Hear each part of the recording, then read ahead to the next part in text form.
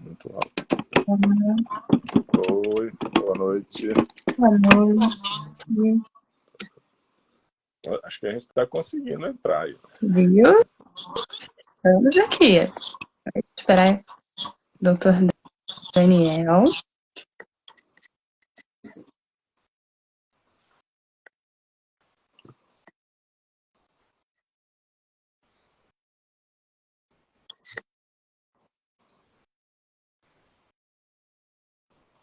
Ele já está chegando aqui. Bom, gente, boa noite. Hoje nós estamos aqui para falar um pouquinho mais do Outubro Rosa, né, que é uma campanha que começou lá nos Estados Unidos na década de 90 e que de lá para cá tem ganhado muita força. Mas ainda assim nós enfrentamos alguns números bem altos. E para levantar essa discussão, hoje nós vamos ter aqui o Dr. Carlos Vinícius, né, mastologista do Alcides Carneiro, e também o Dr. Daniel, que é o nosso radio-oncologista da Rádio Serra. Boa noite, Dr. Carlos Vinícius. Boa noite, Ingrid. Boa noite a todos que estão participando aqui. Boa noite, Daniel. Podemos começar sobre alguns assuntos, sobre essa questão aí do Outubro Rosa, né? E o que nós podemos fazer para melhorar as coisas, vamos dizer assim. Isso aí. Bom, o Dr. Daniel está chegando, mas para começar, né, gostaria de já fazer a nossa primeira pergunta. Como é que estão os nossos índices hoje? Então, Ingrid, é uma situação que nos preocupa, principalmente após a questão do Covid, né? Então, a gente analisa alguns pontos, né, em relação ao câncer de mama para saber o andamento, como é que está a evolução em relação a tudo que é feito durante o ano inteiro, né? Então, a gente aproveita aí também o Outubro Rosa para fazer uma análise, para corrigir os erros, para a gente poder tentar melhorar os números, né? Então, um dos problemas que a gente já é crônico no nosso país, até porque não existe o que a gente chama de rastreamento. Na verdade, há um rastreamento que a gente chama de oportunista, né? É aquele que a paciente vai ao médico, né? E esse solicita o exame, no caso, a mamografia, né? Então, não existe um convite à população de uma forma geral, né? Todos os pacientes a partir dos 40 anos seria convidada a fazer esse exame, e aquelas que não realizassem seriam convocadas para realizar. Então, não existe esse controle, né? Então, é quem vai ao médico, o médico pede, e aí sim é feito o exame. Então, a gente não consegue chegar ao que o mundo ideal seria 70% da população. Antes da pandemia, a gente rodava em torno de 25%, 35% da população alvo, né? E com a pandemia, como tudo mudou na nossa vida naquele período, isso caiu significativamente abaixo de 20%. Então, houve uma queda muito grande em termos de realização de exames de rastreio. E com isso, a consequência, isso começou em 2020, né? A pandemia da Covid. 3 anos depois, 2023, a gente tem um cenário ruim em que 60% dos diagnósticos que são realizados são no estágio mais avançado, né? Então, já passa daquela questão de ser lesão subclínica, são lesões já que são visíveis, né? Que não é considerada uma mamografia de rastreio, né? Então, isso nos deixa muito apreensivo, porque além de não realizar as mamografias, os pacientes estão chegando numa fase muito mais avançada, em que o tratamento é mais agressivo, né? A chance de cura também vai caindo significativamente. Ok? Ok. Doutor Vinícius, o senhor percebe alguma mudança entre o antes e o depois da campanha Outubro Rosa? Como é que isso afeta exatamente? Eu acho que, assim, aqui em Petrópolis, a gente tem que analisar o nosso mundinho, né? Lá fora, a gente vê uma queda em termos de mortalidade, que vem em decorrência de rastreio, né? E também de tratamento mais adequados, tratamentos mais precoces, né? Então, isso vem diminuindo a mortalidade das pacientes lá fora. E isso vem muito da conscientização das pacientes, das pessoas, em relação ao câncer de mama, né? Então, muitos dos pacientes se afastam do tratamento justamente por conta do medo do tratamento, né? Das cirurgias mais radicais, quimioterapia, radioterapia, aí, que o nosso colega Daniel vai falar também um pouco aí, né? Então, assim, faltava uma questão educacional sobre o tratamento. Então, isso lá fora, com um movimento que vem ocorrendo já há anos, né, antes daqui, a gente percebe que houve uma diminuição da mortalidade por esses N fatores aí que a gente comentou. Aqui na nossa realidade, em Petrópolis, a gente percebe não uma mudança na mortalidade e nem a questão das lesões avançadas, mas a gente percebe uma participação mais intensa dos pacientes em relação ao seu tratamento, uma discussão melhor. Então, assim, as pacientes têm chegado para a gente com uma educação que eu falo, não é educação de formalidade, mas a educação em saúde, delas saberem o que existe de tratamento. Então, nós podemos dialogar, discutir com essas pacientes, buscando um tratamento mais adequado, né? Porque você, como psicóloga, chegar e falar assim, olha, vai precisar retirar a mama. Então, isso é muito impactante, né? Então, hoje elas já entendem que essa questão das vezes, da necessidade de retirar a mama, mesmo num tumor mais avançado, é possível reconstruir. Então, tira um pouco o estigma, né? Então, toda essa discussão que ocorre em relação ao Outubro Rosa, se eu estiver me alongando, tu vai, ó, Não, tesoura aí. pode ficar à vontade. Então, assim, toda essa discussão em volta do Outubro Rosa nos ajuda justamente nessa questão educacional da paciente participar de todas as opções terapêuticas, né? Então, a gente tem passado por situações de cirurgias menos agressivas, né? Contando com uma resposta do tratamento de quimioterapia, bloqueio hormonal, imunoterapia, e também da ajuda em relação aos outros tratamentos adjuvantes, como a radioterapia, e você às vezes pode omitir determinadas situações que são agressivas e poderiam deixar esses pacientes, colocando uma outra terapia, como a rádio, que terá menos efeitos colaterais, que vão colocar essa paciente mais rápido de volta ao convívio social e profissional. Então, eu acho que o Outubro Rosa tem essa possibilidade. Atualmente, principalmente a gente aqui em Petrópolis, no interior, somou justamente essa questão. A gente consegue dialogar melhor, a paciente participa mais com a gente dessa discussão para achar um tratamento que ela tenha uma aderência, né? Que ela consiga aderir ao tratamento e participar com a gente, né? Então, isso eu acho que é um grande legado do Outubro Rosa, né?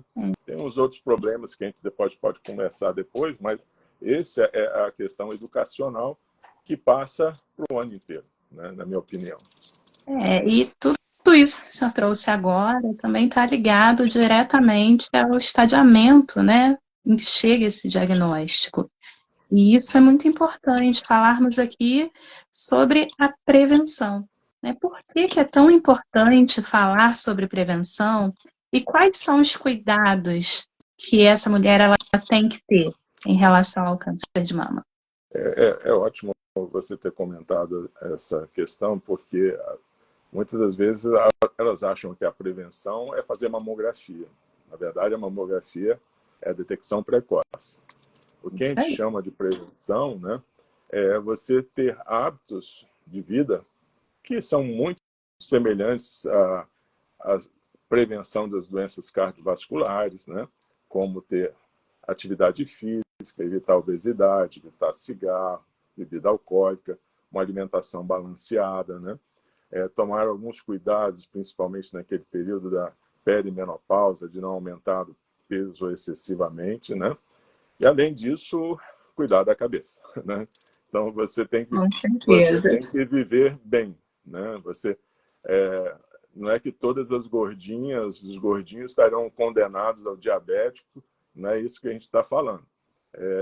As pessoas podem ter um peso maior ou menor, mas tem que ter uma vida saudável, né?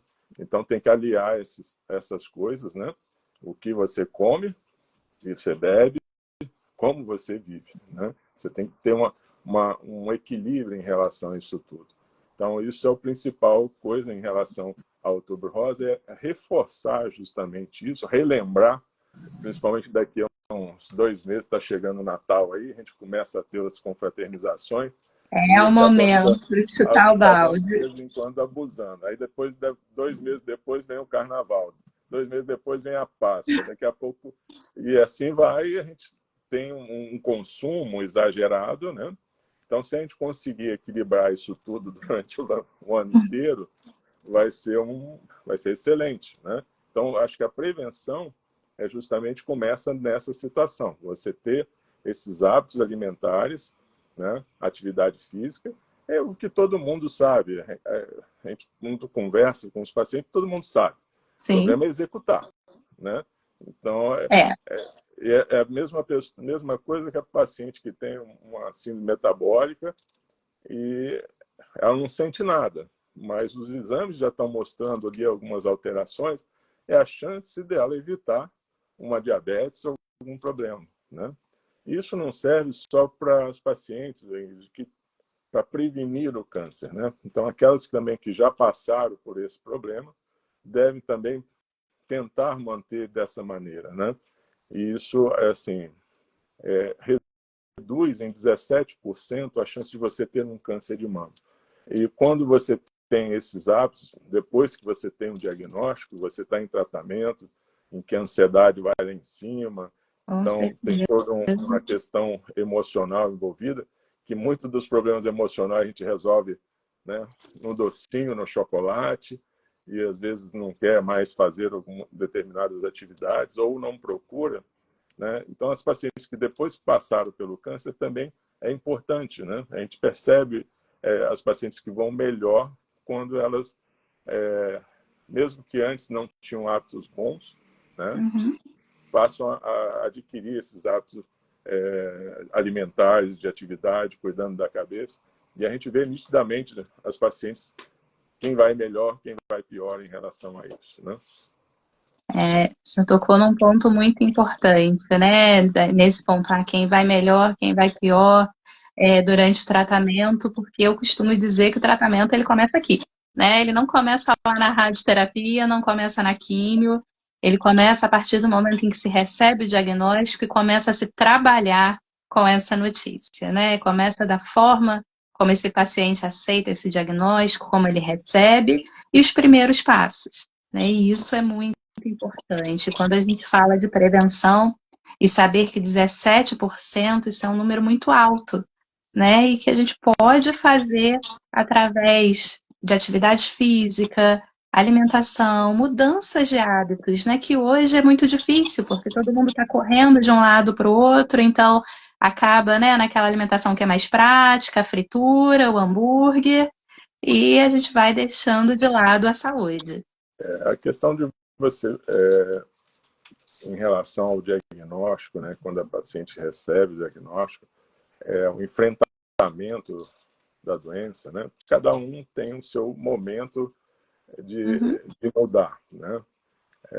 Então, preciso entender que o diagnóstico não é uma sentença de que agora acabou. Eu estou com câncer, acabou. Isso aí. Eu tenho N exemplos de vida, né?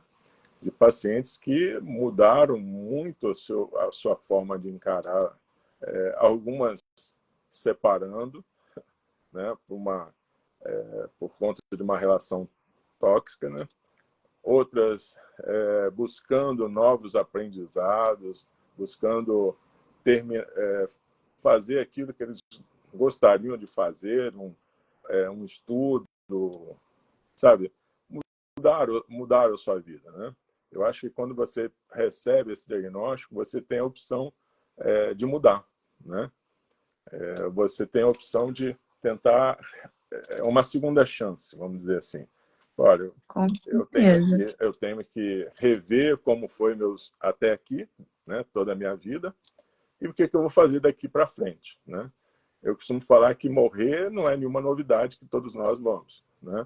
Então, esquece isso, porque só quem sabe quando vai e como é o moçozinho lá de cima, né? Então, ninguém aqui vai falar, olha, aquelas coisas de novela mexicana, você tem tantos dias, meses, anos de vida, aproveite. Não é Não isso, né? é Então, assim. não é assim que funciona. Mas você tem que fazer por onde? Você tem que procurar trabalhar toda essa questão para que você consiga superar isso aí. Superar na forma de você tentar mudar o seu destino, né? Mudar a sua forma de encarar a vida, né? E isso eu acho que É. é um grande ganho aí para a gente. Nós temos algumas participações aqui, o pessoal está comentando, né, que agora está fazendo academia, está mudando a alimentação, e teve um comentário da Samara que ela falou que no início enfrenta-se o luto. E de fato, nós temos a mania de pensar que luto ele está ligado à morte, isso não é verdade, né? É um mito, porque o luto ele está presente em toda fase da vida, né? Ele está presente, inclusive na gestação, ele está presente quando a gente muda de cidade, termina um relacionamento e principalmente durante o diagnóstico. E é importante trabalhar, né, essa fase para que haja sim uma aceitação e essas mudanças, né, que já citou, que são extremamente importantes. É como um novo olhar para a vida a partir do diagnóstico, né? Agora, doutor Carlos Vinícius, o que a gente precisa ficar atento? Quais são os sinais e percebeu algum sinal a quem procurar? Eu acho que, assim, nós falamos aqui um pouco da prevenção, né? Então, isso aí é hábito de vida, ponto. Mas se isso Uhum. aí falhar, né? A gente tem que ficar atento a algumas coisinhas em relação ao nosso corpo. A gente precisa conhecer. Na adolescência, a gente já começa lá a passar a mão no rosto para achar lá uma espinha. Então, é uma questão de você ter um autoconhecimento. Então, aquela questão fazer autoexame. Aquilo é muito, na minha opinião, é muito burocrático. Mas você tem uma percepção do seu corpo, das mudanças que o seu corpo sinalizam para você, né? Então, seria hora de você procurar um auxílio médico, um ginecologista, uma enfermeira, qualquer profissional, e falar, olha, essa alteração eu não percebi anteriormente, isso é novo. Então, esse profissional bem capacitado vai avaliar, por exemplo, o principal seria o nódulo mamário. Então, tomar sempre cuidado, principalmente os pacientes mais jovens, que ainda menstruam. Primeira coisa, na hora que perceber uma alteração na mama, lembrar da fase do ciclo que ela está. Se ela está no pré-menstrual, né? Então, ela esperar passar a menstruação e olhar para ver se essa alteração que ela percebeu, esse nódulo, permanece. Se permanecer, o ideal é procurar um atendimento mais próximo da sua casa, na atenção básica, né? Nos postos de saúde, os seus médicos de confiança, para que eles avaliem esse nódulo que ela percebeu. A grande maioria das vezes, os nódulos são benignos, né? Principalmente pacientes mais jovens, são alterações hormonais ou cistos mamários, que não tem nada a ver com câncer. Mas é importante que seja avaliado, né?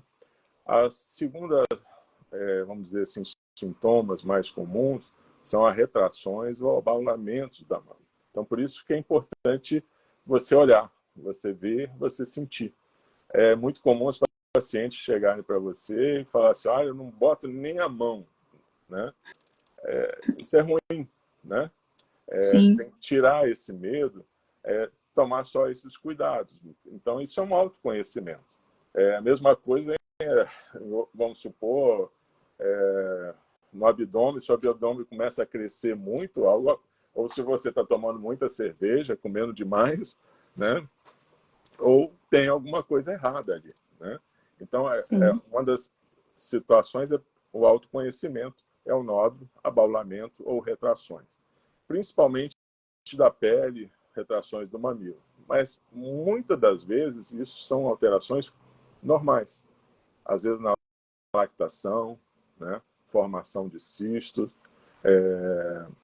alterações ligadas a processos inflamatórios, né? Mas percebeu essas alterações, procurar uma avaliação médica para saber isso. O ideal para a gente é detectar antes que isso ocorra. Então, como é que a gente faria isso, né?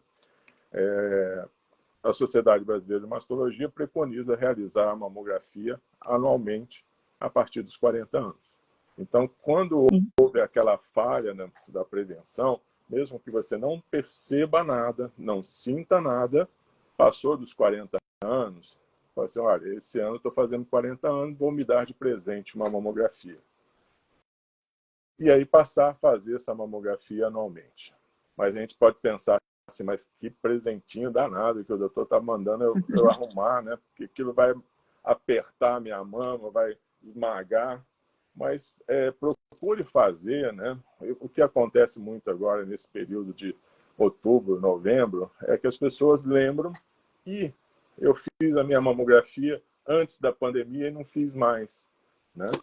Então, ao invés de sair correndo, se não estiver sentindo nada, é claro, né?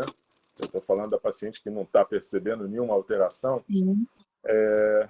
elege lá eu costumo falar assim, olha, mês do aniversário, mês do casamento, né? Mês que saiu o 13º, sei lá, alguma coisa assim, para desafogar justamente esses 3 períodos aqui, 3 meses, que são setembro, outubro, novembro. Porque os serviços vão estar inchados, porque as pessoas vão se lembrar que tem mais de 1 ano, 2, 3 anos, ou que nunca fizeram, já passaram dos 40 anos e nunca fizeram a mamografia, né? Esse é um ponto muito importante, né? Nós falarmos que prevenção não é só no mês de outubro, porque aí realmente ocorre a sobrecarga do sistema, né? É a mesma coisa o seu trabalho com câncer de mama, você trabalha com a gente dentro do Alcides, lá naquele programa do Sim. Aconchego, né? Seu trabalho não se resume a outubro. Seu trabalho Não, é um ano é inteiro, o ano né? todo. O ano todo, né? Mas, Sim, assim, tem que pensar as pessoas que estão nessa faixa de idade, né? Fazer dessa maneira, né? E a outra questão que a gente debate muito é quando parar, né? Pela sociedade, 74 anos, ou se essa paciente tem uma expectativa de vida maior que 7 anos, esse período de mamografia vai se prolongando um pouco mais, né? Aí tem as alterações que também a gente fala em relação aos pacientes de alto risco, né? sim, Então, os pacientes que têm mutações, história familiar, né? Elas precisam começar mais cedo também, né? A partir dos 30, 35 anos, dependendo de cada caso, né? Pacientes que fizeram radioterapia por conta de linfomas, né? Na adolescência, tem um risco maior, se bem que isso tem diminuído com as novas técnicas de radioterapia, mas tem que ficar mais alerta em relação a isso, né? Então, acho que a gente deu uma abordada geral em relação ao que fazer aí, em relação a isso tudo, né? com certeza. O senhor já falou um pouquinho sobre as opções de tratamento, né? Acho que o doutor Daniel não conseguiu entrar, mas tivemos alguns comentários aqui de pessoas falando que descobriram cedo, né? E por conta disso foram só para a radioterapia. O senhor pode especificar um pouquinho sobre os tratamentos? O que está à disposição hoje? Sim. A gente considera o câncer de mama é uma doença que apenas nasceu na mama, né? Mas é uma doença do indivíduo todo, né? Uhum. Então, a gente tem que ter uma abordagem para o local onde nasceu, né? E uma abordagem para onde esse negócio pode ir, né? Sim. E o que nós podemos fazer para evitar que isso aconteça, né? Então, no local, né, na mama propriamente dito, a gente tem a cirurgia com os vários segmentos de cirurgia e a radioterapia, que seria o tratamento local, né? E o tratamento Que é o sistêmico. tratamento mais legal, Ah, fala sério. chegou! Eu tinha que levantar a bola para ele cortar, senão ele, Tá né? vendo Eu só? não, Olha só, ele estava esperando. eu não pude ficar na minha, né? Eu vou ter que falar. Tá bom. Desculpa, vamos lá. Então, e o tratamento que a gente chama sistêmico para o corpo inteiro, né? É normalmente a quimioterapia, bloqueio hormonal, terapia-alvo, imunoterapia, né? São medicamentos, são formas diferentes em relação ao tratamento. Cada um com a sua particularidade, a sua indicação, né? Cada um, a gente tem que ter uma história natural da doença, porque tumor de mama existe vários, né? Tanto Uhum. tipos histológicos quanto tipos moleculares, né? Então você tem que analisar qual dessas abordagens a gente vai fazer primeiro, né? Então, quando o tumor, né, ele tem uma característica de agressividade ou que ele pode se manifestar rapidamente fora da mama, ou que, dependendo da resposta ao remédio, eu mudo a avaliação após a cirurgia. Então, tem algumas situações, por exemplo, o triplo negativo e o tumores HER2, em que eu vou inverter o tratamento. É justamente para eu saber qual é a resposta daquele tumor à medicação. Porque, dependendo dessa resposta, eu vou fazer um outro tratamento depois. A pergunta que sempre, mas eu vou fazer quimioterapia de novo, mais quimioterapia? Nem sempre é quimioterapia, a maioria das vezes não é quimioterapia, Uhum. mas tem uma gama de medicamentos que é um joguinho de xadrez, né? Eu não gosto da palavra guerra, não, mas é um jogo de xadrez em Sim. relação à abordagem do problema. Então, você tem que conhecer como aquilo se manifesta para a gente bloquear essas situações para que isso não evolua para outros locais, né? A mama, a gente sabe que a gente pode retirar e pode colocar lá uma prótese, um expansor, tentar refazer a forma. É claro que não vai ficar igual o Papai do Céu fez, né? Mas você tem como mudar. Mas se essa doença chegar no cérebro, pulmão, já fica complicado, né? Já começa a complicar porque são órgãos vitais. Então, nesses tipos de tumores em especiais, a gente pode inverter essas situações, né? Então, isso é o que é importante você saber direitinho, né? Que existe todas essas opções, mas que a ordem dessas opções depende de cada pessoa, depende da idade, depende do tumor, do tipo histológico, do tipo molecular, para que você tenha uma abordagem mais, vamos dizer assim, efetiva e, com isso, possibilidade de cura aumentar mais. Com certeza. Bom, agora que o doutor Daniel chegou, vou fazer a pergunta, né? Doutor Daniel, você pode explicar para a gente um pouquinho mais sobre o papel da radioterapia? Bom, obrigado pelo convite, né? É sempre um prazer estar do lado do Vinícius, que é a superstar aí da mastologia da Serra. Eu acho que a gente, quando fala de Outubro Rosa, né, quando a gente fala de câncer de mama, a gente, na grande maioria das vezes, vai ouvir falar de radioterapia em algum momento, né? A radioterapia hoje, ela joga um papel muito importante no tratamento do câncer de mama, principalmente no cenário que a gente chama um cenário, né, adjuvante, que é o cenário pós algum tratamento, né? Então, hoje, quando a gente vai olhar números, a gente vê que a enorme maioria dos pacientes acabam indo para algum tipo de cirurgia já de cara, né? Então, assim, o paciente vai passar na mão de profissionais como o Vinícius. Bom, não é profissionais como o Vinícius, né? Porque o Vinícius único, mas profissionais que fazem a mesma coisa que ele faz, né? De um jeito, às vezes, um pouquinho menos favorecido. Mas o que eu digo é, né? O paciente vai operar. E a mama, ela é uma glândula e uma glândula composta como se fosse um grande cacho de uva, né? Com uvinhas muito pequenas, mas quando você tira um tumor de um pedaço, você não consegue garantir que as outras células da mama não estejam ou já doentes ou vão se tornar doentes em algum momento.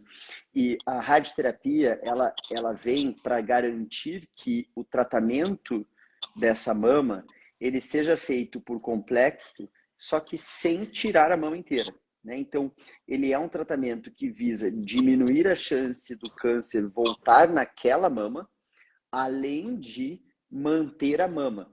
Então, ele tem uma intenção biológica, né, que é de eliminar o câncer, mas ele também tem uma intenção quase que estética, e daí eu vou falar que o estético não é só estético, né? Porque a mama, principalmente para a mulher, a mama tem uma função muito importante, né? O peito da mulher, o volume, a sensação, ela é um órgão diferente na mulher, né? Existe uma pressão muito psicológica, existe um fardo muito grande do câncer de mama, da mastectomia, de ficar com uma cicatriz, né? O peito liso, independente do tamanho da sua mama, do volume. Então, é muito importante isso. E a radioterapia veio com essa intenção, né? A intenção de você ser livre de mastectomia. É claro que a gente nem sempre consegue, né? Então, o Vinícius bem sabe que o mais importante é a gente sempre tratar o câncer, né? Tratar o câncer é a prioridade. Aí, se der certo tratar o câncer e ainda deixar bonito, maravilha.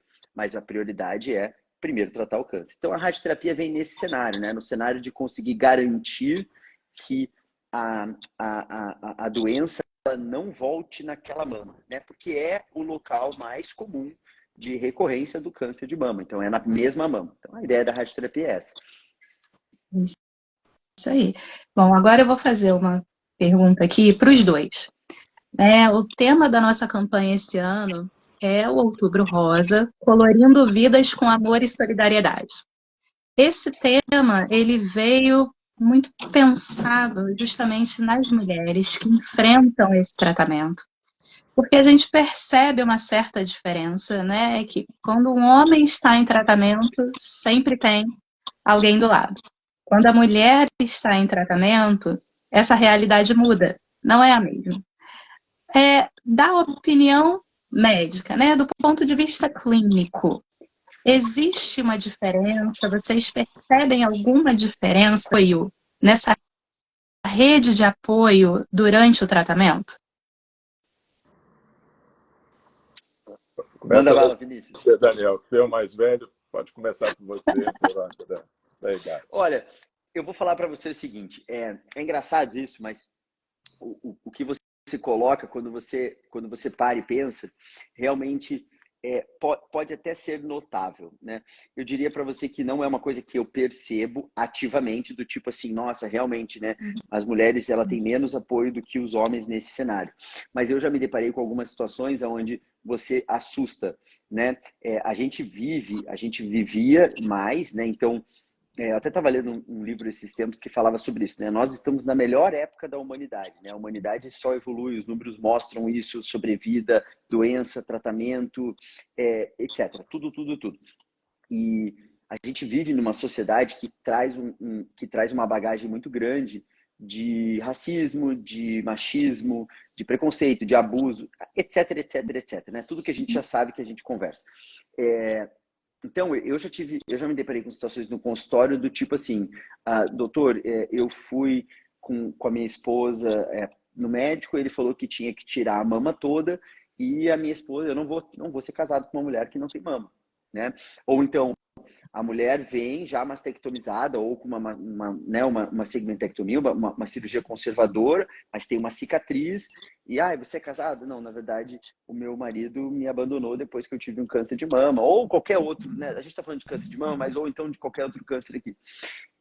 Então, eu diria para você que acontece no mundo masculino, mas eu acho que talvez numa intensidade, numa força de baque que eu me deparo um pouco menor, né? Eu acho que existe sim essa diferenciação entre mulher e homem e o apoio que a gente tem, né, social em torno do tratamento. Eu acho que existe uma ideia quase que mística de que a mulher é um ser humano mais frágil e que para isso ela precisa, ela vai sofrer mais, né? O que é literalmente o contrário do que a gente vê no cenário do tratamento, né? Quando a gente olha os nossos pacientes tratando, a gente vê que as mulheres são muito mais fortes e resilientes e com cabeça do que os homens, né? Os homens, o homem é mais dramático, né? Ele sofre um pouco mais, ele precisa ter alguém do seu lado, é um pouco diferente. E eu vejo a mulher como muito mais, com uma força muito maior em termos de independência na hora de tratar. Uma das coisas que você pegou quando eu entrei, desculpa, né? Eu não sou muito do Instagram, então eu tenho que... É uma coisa meio nova para mim. Mas para mim é uma coisa muito inteligente e interessante o como vocês falaram sobre o tratamento começa aqui, né? Então, assim, eu falo muito isso para os pacientes, né? A gente tem que ter a nossa cabeça, é o que leva a gente, a nossa energia, o nosso pensamento positivo, o eu vou vencer, o eu estou melhorando, eu estou tratando, o negócio começou aqui, vamos lá, vamos para frente, família apoiando. Esses pacientes, 99% das vezes, eles vão melhores do que os pacientes que são mais não sei se vai dar certo, não estou gostando, e assim por diante. Então, eu acho que sim, mas, de novo, eu acho que a gente está na melhor fase, né? Se a gente for vendo o ano passado, o ano retrasado, com 5, 10 anos atrás, né? Eu não estou há muito mais do que 10, 15 anos aí na prática, né? Porque eu sou mais velho que o Vinícius, mas nem tanto. Então, a gente vê isso, mas a gente vê cada vez menos, né? A gente vê as coisas mudando, a gente vê essa mudança de cenário de como as coisas socialmente acontecem hoje dentro de um cenário homem e mulher. Eu vou, né, juntar aí mais uma pergunta também. Existe diferença entre aquele paciente que encara o tratamento com uma rede de apoio e aquele paciente que encara sozinho? Olha só, Indy, estava ouvindo o Daniel comentando, né? Eu atendo homens e mulheres, né? Câncer de mama não é privilégio das mulheres. Isso é importante a gente destacar, né? Existe uma porcentagem bem menor, né? Mas não é incomum o homem perceber nódulos, né? Perceber alterações nas mamas, né? E às vezes, muitas das vezes são as mulheres que percebem, né? Como também muitos homens, marido, percebem também alterações nas mamas das companheiras, né? Mas é interessante, na hora que eu estava ouvindo aqui o Daniel falar, eu estava fazendo uma retrospectiva aqui. Olha, 95% dos homens que chegam em consulta comigo vêm acompanhados das mulheres.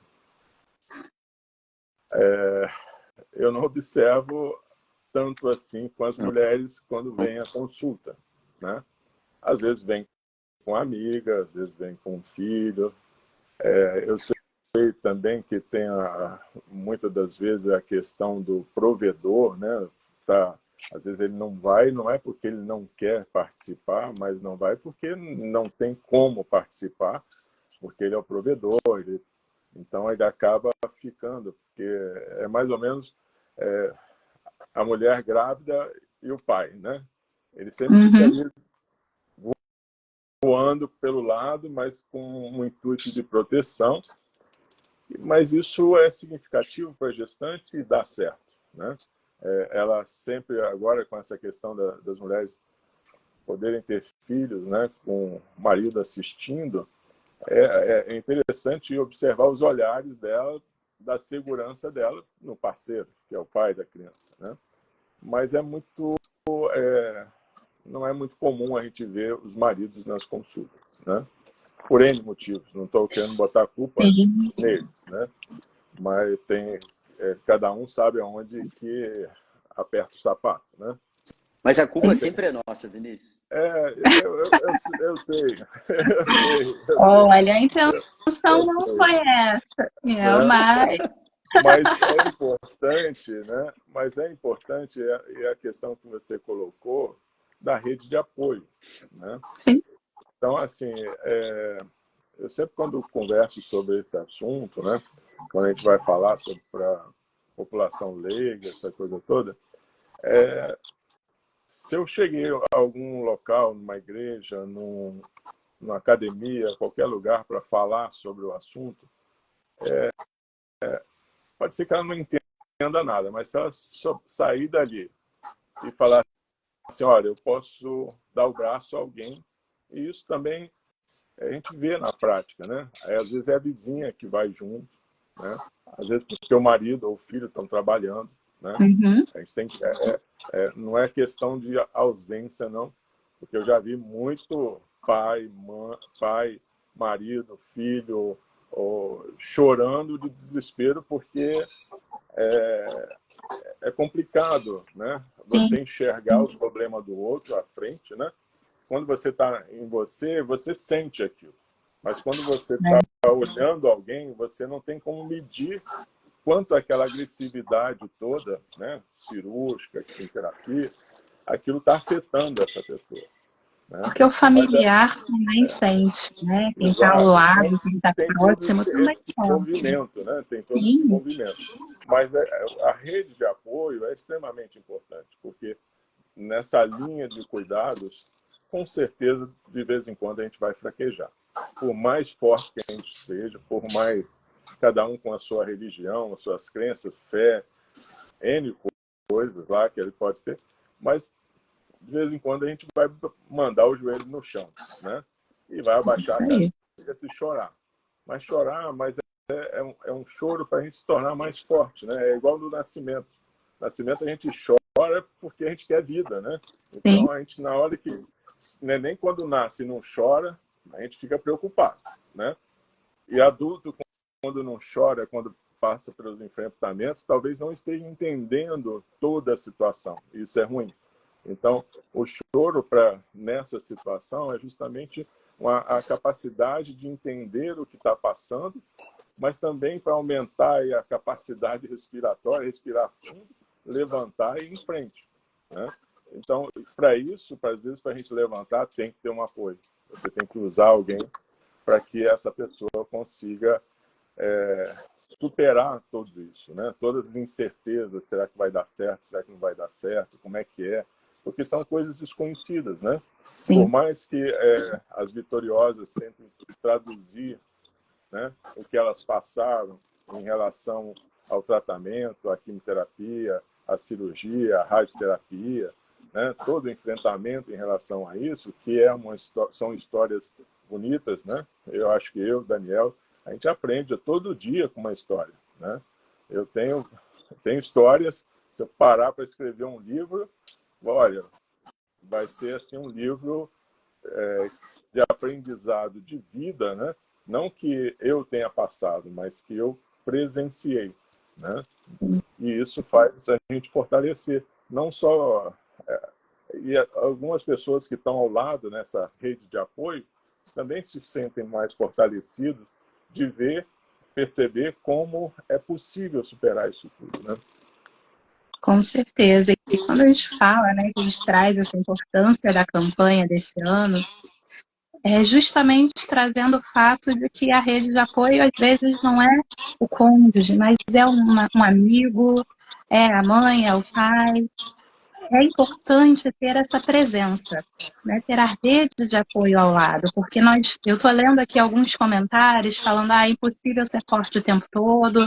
Teve uma pessoa que comentou que ficou ao lado da esposa desde o início, está lá ao lado sempre, parabéns por isso, né? Porque realmente esse apoio é importante. Realmente é impossível ser forte o tempo todo e é preciso abrir espaço também para o sofrimento, porque ele é válido, né? A gente fala que ser forte é não chorar e, na verdade, isso não tem relação. Na verdade, nós precisamos ser fortes para assumir o que estamos sentindo, né? Assumir que às vezes nós temos medo, às vezes estamos sofrendo, estamos tristes, mas isso faz parte do processo e contar com quem está do lado também para poder seguir em frente. Essa questão de você colocou de é impossível ser forte o tempo todo, na verdade, isso é uma questão de vida, né? Sim. A nossa vida não é linear. Em medicina, se eu tenho um paciente monitorado lá com eletro, se ele está retinho, é porque ele já foi. Ele então, já não está mais. Já não está mais ali. Isso. Então, nossa vida é aquele eletro lá. Vai altos e baixos. Só que você tem que saber que você está subindo, mas no outro dia você vai estar lá embaixo. Mas como eu saio lá de baixo? Como é que eu consigo superar isso? Né? Ninguém é forte o tempo todo. Todo mundo é de carne e osso e vai esgotar. Não tem nenhum atleta no mundo que corre o mundo direto. Ele vai cansar.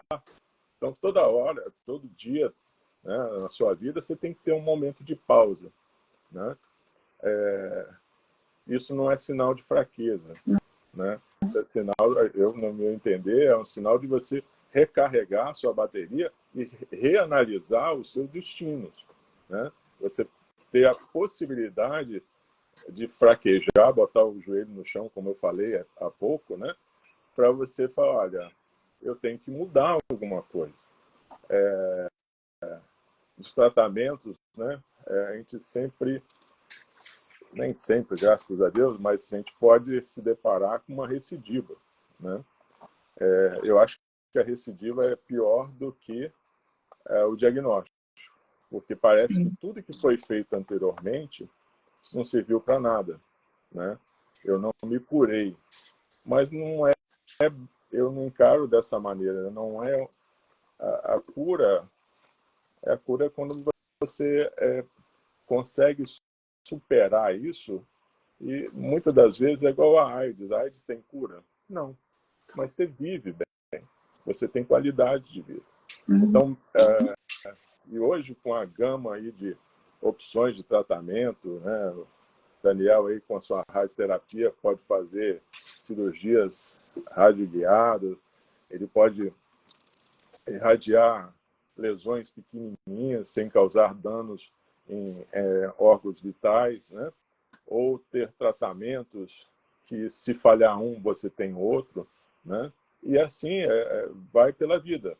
Né? Você reapareceu, dá uma parada, respira, né? E é o que a gente faz. O Daniel deve fazer isso. Peraí, vamos rever todo o caso, né? O paciente vai rever a vida e a gente vai rever o caso. Né? Vamos rever o caso e ver quais as opções que nós temos. Hoje é muito difícil você falar assim, olha, eu não tenho mais nada para fazer para você. Posso não ter cirurgia nesse momento, posso não ter a rádio nesse momento, posso não ter o bloqueio hormonal, mas pode aparecer um imuno, né?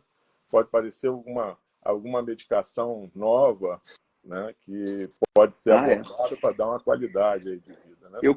Eu acho que eu consigo contar nos dedos desde, sei lá, tenho 15 anos de estrada, eu acho que eu consigo contar nos dedos as vezes que eu ouvi um paciente falar não tem mais nada a ser feito, né? Eu acho que, e cada vez menos, né? Assim, a gente tenta, na pior das hipóteses, a gente já vai, sei lá, banana, trigo, as coisas vão comer, porque hoje em dia a gente tem um avanço tão grande da medicina em todos os setores, né? No setor da cirurgia, no setor da químio, da rádio, do remédio, da internação, do holístico, do não holístico, de tudo. que hoje você falar para um paciente com... a gente está falando de... Claro que a gente está falando de câncer, né? Mas a gente, para qualquer paciente hoje, não tem mais o que fazer. É quase que preguiça. Quase que preguiça, porque tem, né? Tem muita coisa. Né? Tem muita coisa. A gente vai agora, congresso, assim, são intermináveis as opções, né? São coisas que você até fica meio assustado, tipo, nossa senhora, né? E ainda o mundo crescendo, e o mundo crescendo em todos os âmbitos, né? Eu voltei agora de um congresso, falando sobre tratamento com paciente com inteligência artificial, assim, coisas, né? O mundo tá girando, o mundo tá crescendo, o mundo tá mudando, então realmente é muito interessante, né? Isso que o Vinícius falou é muito verdade, assim. E as coisas estão mudando, né? A nossa rede de apoio está mudando, o nosso paciente está mudando, as coisas e mudando para melhor, né? Eu vejo pelo menos a medicina mudando para um âmbito muito melhor. É até engraçado, né? A gente até teve uma reunião comentando sobre isso. Voltei num congresso bem grande e assim, pessoal do mundo inteiro apresentando e mais de 20 mil pessoas no congresso. E a gente falando sobre... Antigamente a gente falava de artigos e de estudos, todo mundo queria saber qual que era a sobrevida, né? E aí, a sobrevida, e a sobrevida, e a sobrevida. Tá todo mundo vivo, todo mundo vivo. Hoje em dia já não tem mais graça falar sobre sobrevida, porque tá todo mundo vivo. As pessoas querem saber se elas estão bem, se elas estão mal, se elas estão livres de doença ou se elas recaíram, né? Se elas às vezes estão mastectomizadas ou não, se elas têm a bolsinha da colostomia ou o catéter, etc, etc, etc. Então as coisas mudaram mesmo. A qualidade de vida, né? Exatamente. É a mesma questão, Daniel, da questão do paliativo, né? Todo mundo tem um conceito errado de que paliativo acabou. Você está fazendo paliativo? Não. O paliativo seria cronificar a doença e procurar a qualidade de vida. Eu sempre falo, nós vamos morrer, vamos. De que, quando e como, a gente não sabe. E para que ficar pensando num dia, numa hora que eu vou? Tem o resto para viver. Então, o paliativo, essa coisa toda, o paliativismo, né? Ele vem justamente quebrar esse paradigma junto com a oncologia, né? De que a questão você tem, aliás, opções de tratamento que você tem e dar um conforto, uma qualidade de vida para cada indivíduo. Né? O paliativo tem essa péssima impressão de que é falar de morte, quando na verdade não é. É falar de qualidade de vida. Exatamente. E isso é muito importante, né? Também quebrar esse estigma sobre o paliativo, porque você não liga um cronômetro, né? Muito pelo contrário, você começa a pensar na qualidade de vida daquele paciente. Isso é muito importante, né? Eu tenho, olha que engraçado, eu tenho um paciente que eu tratei quando morava fora do país, um paciente jovem, né? Ele tinha um câncer diferente e tal, e ele diagnosticou com acho que 23 anos e tal. Ele tem 18 anos de cuidado paliativo. 18 anos de cuidado. Ele é dentista, trabalhando, fazendo...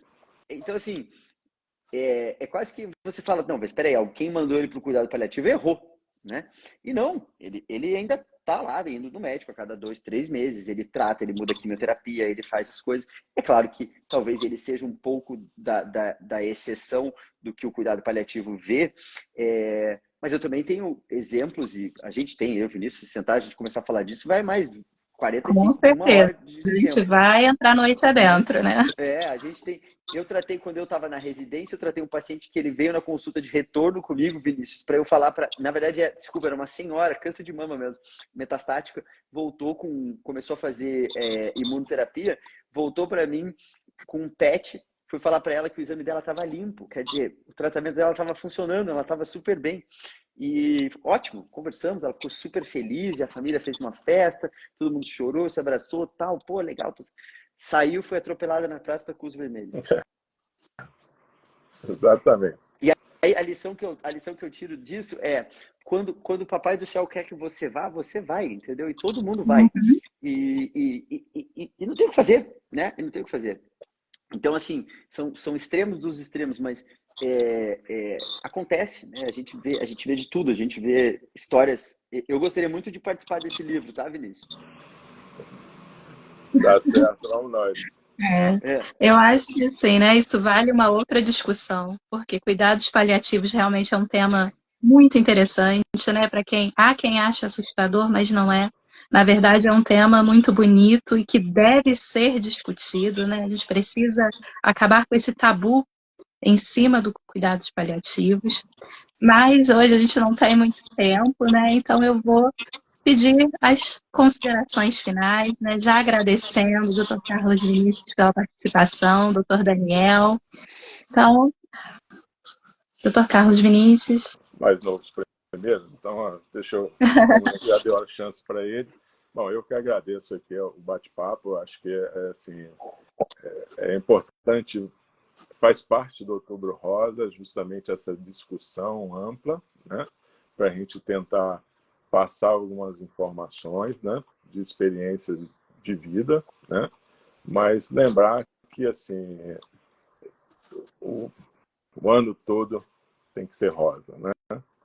Sim, Quando esse ano aqui nós estamos colorindo vidas de rosa, né? É importante que as pessoas diminuam o estigma em relação à doença, né?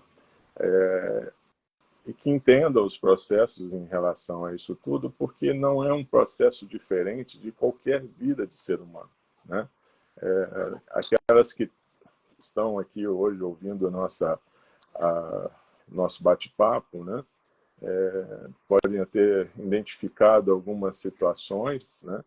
Mas é importante que ela entenda que existe processos na vida da gente, né? Eu acho que o nosso paraíso não é aqui, né? Acho que aqui a gente vem para resgatar algumas coisinhas, mas a gente pode tirar uma limonada do limão também, né? Então a gente vai tentar melhorar toda essa qualidade de vida dessas pessoas, né?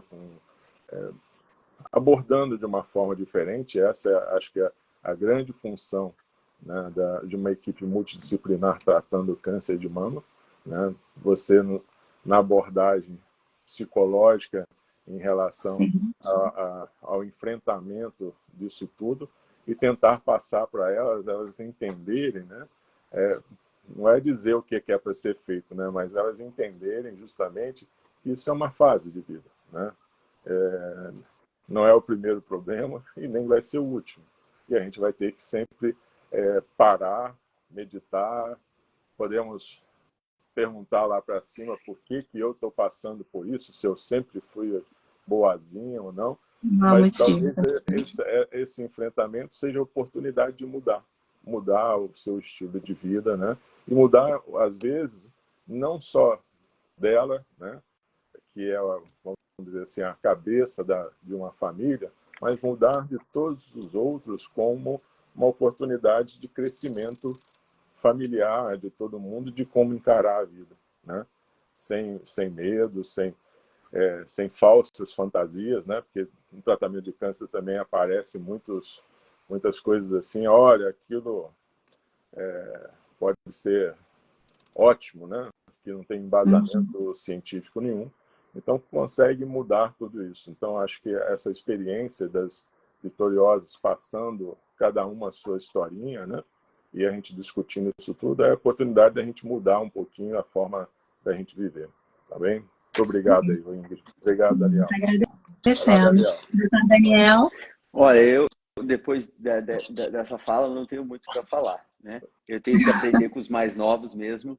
É, Na verdade, eu só posso agradecer, né? Acho que essa conversa é sempre boa, eu adoro, né? Primeiro que eu sou tagarela, então eu adoro conversar, adoro falar de medicina, adoro falar de tratamento de câncer, adoro ouvir histórias, então obrigado pelo convite, né?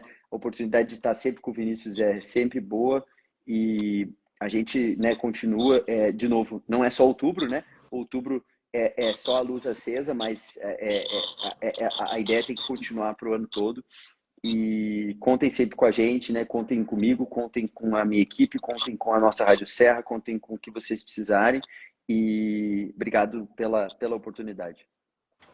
isso aí. Muito obrigada, Daniel, Dr. Vinícius. E para encerrar, exatamente o que o Dr. Carlos Vinícius já trouxe no início, o diagnóstico não é sentença, né? E é importante a gente lembrar que o paciente, ele não é o câncer, ele não é o diagnóstico que é enfrentado, ele é aquela pessoa que ele sempre foi, né? Trazendo as suas histórias, as suas experiências, e isso afeta diretamente, né, ao longo do tratamento, e é por isso que o tratamento é feito sempre pela equipe multidisciplinar, né? Eu estou vendo aqui que hoje a gente tem com a gente vários psicólogos que estão assistindo, nutricionistas, serviço social. É importante porque a gente fala de realmente a importância da equipe multidisciplinar durante o tratamento.